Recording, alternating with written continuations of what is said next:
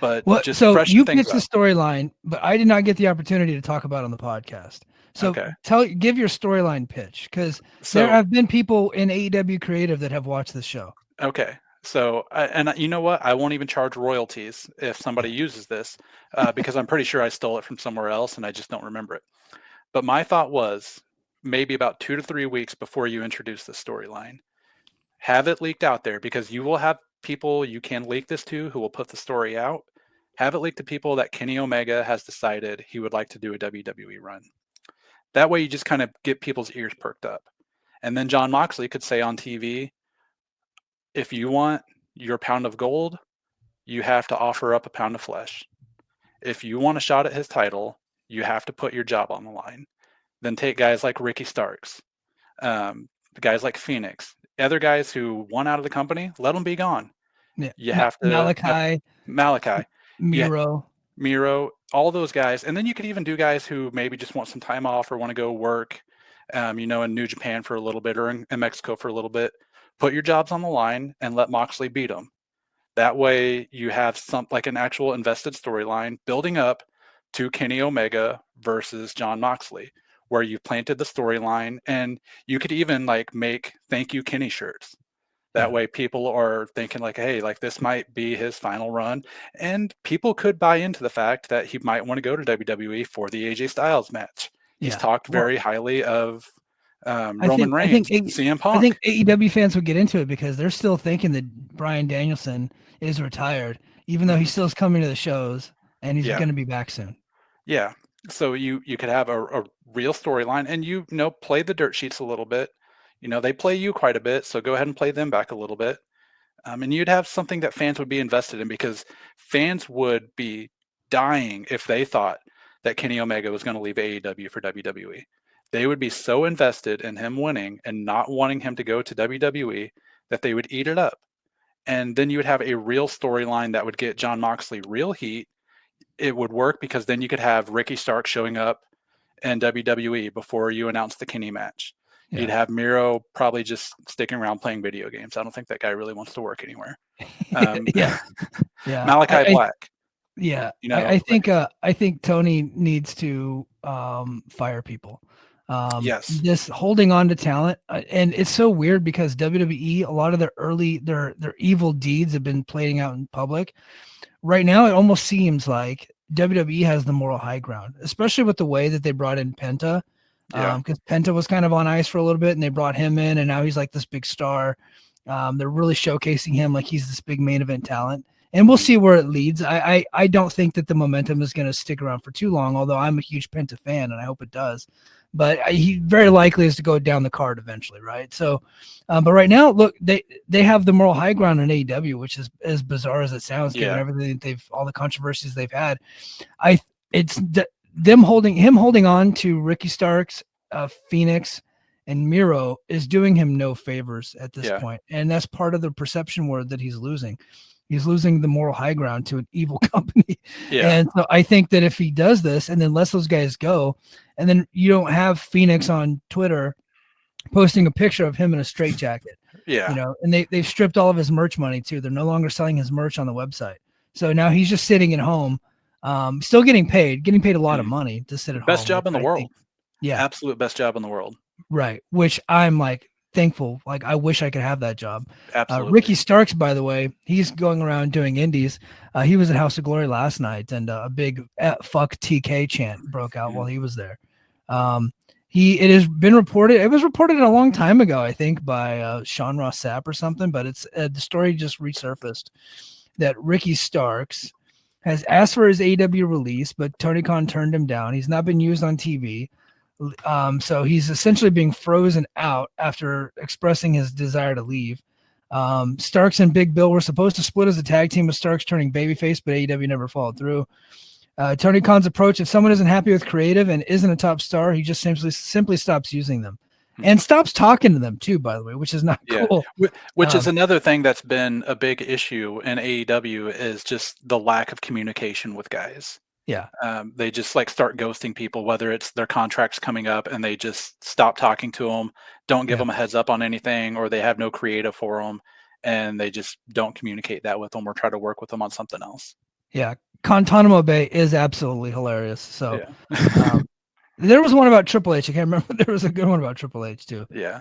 Um, there's another situation kind of rearing its ugly head, and we're going to tread lightly on this one. But Britt Baker, Mhm. we're not going to get into some of the more personal stuff, but so she's currently not being used in AEW. Wade Keller was speculating earlier this week on his podcast it was like he speculated that she might not ever come back, but he never reported that she wasn't ever coming back. And I Yeah. think that's the difference. Aggregators are stupid, or they're purposely and willfully being ignorant and trying to manipulate the situation. So it got out there. Aggregator after aggregator, dipshit after dipshit was reporting that Wade Keller said that she's not coming back, which is not true. He never said that, Mhm. but it's definitely true that she's not being used right now for Mhm. whatever reason. Dave reported that issues with other women in the locker room related to MJF Alicia Toot situation months ago, which we talked about here. We don't need to relitigate that. But her future remains uncertain. Mercedes Moné is now, so Baker was the face of the division, but Mercedes Moné is essentially, got brought in and has taken over as the face of the company. And then of course Conan went on his podcast and accused her of cheating on Adam Cole, but Britt Baker has since said no, that's not true. I don't know why anybody would report that anyway. It's like that has Yeah. nothing to do with anything. Even if she did, even if it were true, like why would you even talk about it in public? That's kind of a dumb thing to say. Conan, however, not taking any heat for it. Unfortunately, my buddy, friend of the show, been on the podcast several times. Ibu said something similar to that effect without outright reporting it, but kind of insinuated that. Now he's Mhm. taking all the heat. And the reason why that is because Ibu actually cares and feels bad. So people feel like they can dogpile him. But only cowards jump in dog piles, right? A real man will actually send somebody a DM or an email or pick them up and help them, recover and shake things off. And so for everybody that's dogpiling on Ibu, why don't you just back the fuck up, right? Yeah. The guy made a mistake. He's going to be just fine. But so yeah, that whole thing is out there. I am curious to see whether or not she will actually ever return because it's kind of the way it's been going in AEW. Like Camille, she was just there, and I don't know what the hell happened to her. I think she just Mhm. had a bad match, and like they just like sent her home. They never brought her back. Like Yeah, this, I think it was just one of those things they just decided they didn't want Mercedes to have like a bodyguard type thing, yeah. and then they just kind of wrote it off. They decided they weren't going to do anything with that story, and then just kind of wrote it off and Well, have nothing else for she her. she did have like Camille had a match with Queen Aminata, and it was a Yeah. stinker. So it was bad. So and like they just kind of lost faith in her. It's kind of Mhm. that's just my read on the situation. I don't know that Yeah. for a fact. So I do know Britt Baker was on DDP's yoga channel on YouTube, Okay. or whatever he does, and I guess they talked a little bit or quite a bit about WWE on there. I didn't watch the full video, so I'm not going to like say what was said, but I know there was WWE chatter, Yeah. and it wasn't long after that that like more talk started coming out about her not wanting to be there, maybe wanting to jump ship. I think Sean Ross Sapp may have reported she has around a year and a half left on her deal, so wherever Right. she wants to be, she's probably going to be with AEW for the next year and a half because he's not going to release her. Maybe she can go find Jungle Boy and punch him in the face, see if that works. It worked for one guy, so why not try it again? Um, Yeah. Um, well, I mean, it didn't work for Andrade. He slapped. yeah. He slapped. Well, all right. So you can't What's his you name? can't Sammy punch Guevara. him. Yeah, you gotta choke him a little. Yeah. That's what CM Punk said. Yeah. He didn't hit him. He just choked him a little. Right. So And then you got to threaten Tony Khan's life while he's yeah, sitting in you the gotta fetal position. you gotta make him fear for his life Yeah. and Yeah. not knock over any computer monitors. I don't know how those monitors didn't get knocked over, I but yeah. I think WWE takes Britt Baker in a heartbeat if she ever comes available. I absolutely think they would. She would. I don't know if she would go straight to NXT, but she's somebody No. who, at least on TV, carries herself well. She speaks confidently, and she has a good look. I think they could do a lot with that. Um, She's a big star. yeah. I don't I personally am not a fan of what she does in the ring. I Mhm. think I've maybe seen two good Britt Baker matches, but I also fully acknowledge that she's a star, right? Yeah. And if she comes out today on AEW, she's getting one of the biggest reactions of the night, regardless of who else is on the show. She's a big star. So Mhm. I think WWE would take her in a heartbeat, and I think it'd be foolish of them to send her to NXT first. I think she would have to be like main roster bound. Yeah. Yeah, I mean, they absolutely could use her. They need more depth on the main roster. And she's got plenty of reps. You know, she's wrestled for quite a while now. She's been in AEW, what, 5, 6 years now?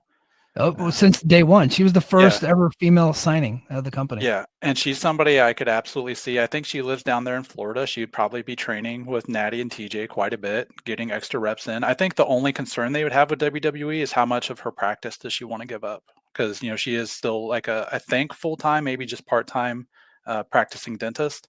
And Yeah, if she wants to continue that, that might kind of, you know, hamper how much interest they would have in her. But if she's willing to scale that back a bit, they would absolutely love everything else about her. yeah. Caesar in the chat. I know that Ibu said a lot of things. Ibu's my friend, and I'm not going to take this time to dogpile on him. Mm. He is going to have a statement coming out soon, and so he will defend himself.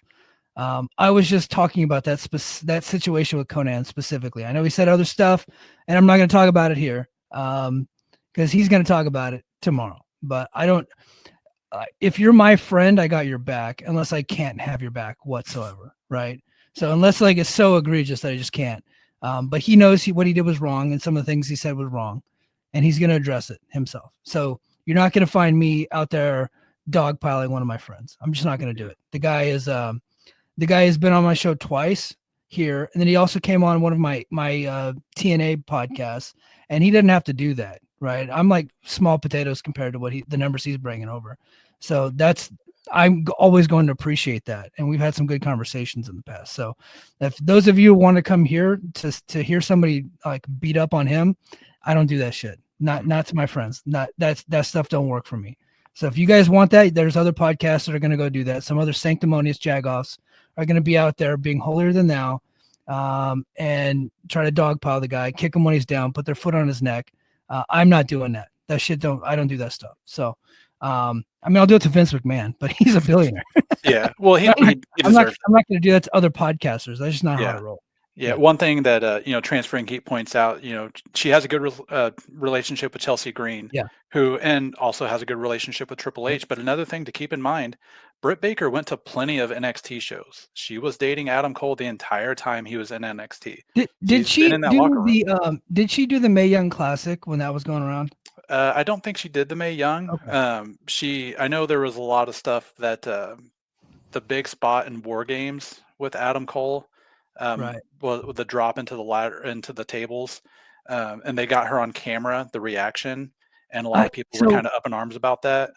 when she signed with AEW, you would have thought that she would have been someone that WWE would have signed, but I take it the reason why they didn't is because she didn't want to give up her dental practice, right? Yeah, I mean, like, yeah, because she kind of has like what they like at the time what they were looking for, right? yeah.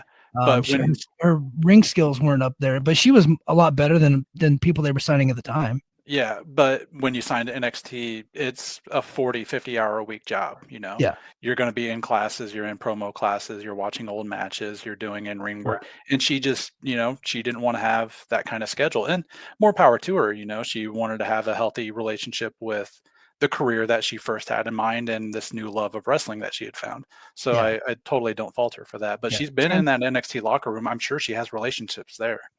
Oh yeah. Transferring Heat says according to her that was the reason. Nathan worked. She said she worked dark Dark matches during matches. the Mae Okay. Young Classic. Okay, that makes sense. So yeah, If I think there's a connection there. So Yeah, if the WWE Vault starts releasing one or two of those dark matches, that will get people up in arms. I kind of hope yeah, they do that, just gotcha. just for the fit.